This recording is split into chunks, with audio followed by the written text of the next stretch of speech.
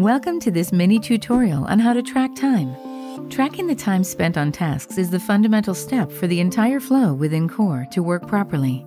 It will also provide transparency on your work done and visibility on your available capacity to take on new work.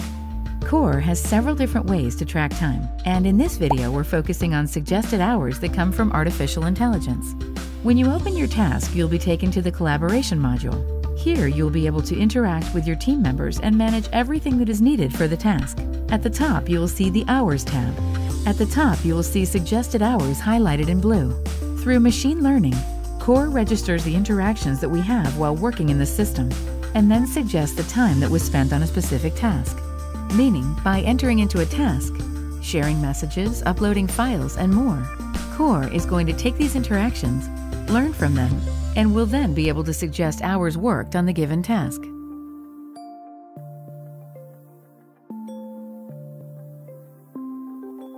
Simply click the blue bubble with the suggested time, and automatically your hours are tracked.